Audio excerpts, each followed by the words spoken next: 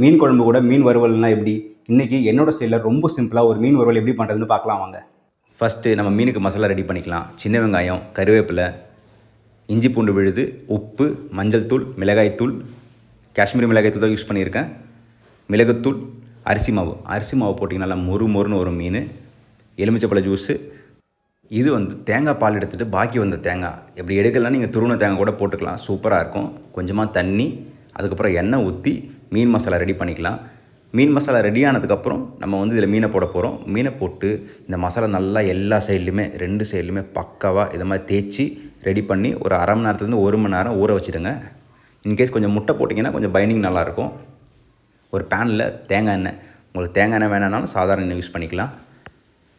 எண்ணெய் நல்லா சூடானதுக்கப்புறம் ஃபிஷ்ஷை வச்சு கொடுக்கலாம். அந்த மசாலா வேஸ்ட் பண்ணிடாதீங்க. பாக்கி மசாலாவை இது மாதிரி மீன் மேலே தேய்ச்சி விட்டுட்டு, இது ஒரு மீடியம் சைஸ் மீன். ஒரு சைடுக்கு பார்த்தீங்கன்னா ஒரு 2 நிமிஷம் குக்கானா போதும். 2 சைடுக்கும் சேர்த்து 4 நிமிஷம். கொஞ்சம் பெரிய பீஸானால் 5லேருந்து ஒரு 6 நிமிஷம் ஆகும். அவ்வளோதாங்க, நம்ம மீன் வறுவல் ரெடி ஆயிடுச்சு. சாதத்து கூட மீன் குழம்பு கூட சாப்பிட்றதுக்கு அட்டகாசமாக இருக்கும். ட்ரை பண்ணுங்கள். வேறு நாங்கள் எப்பவுமே சொல்கிறது தான், everybody can cook and everybody has to cook.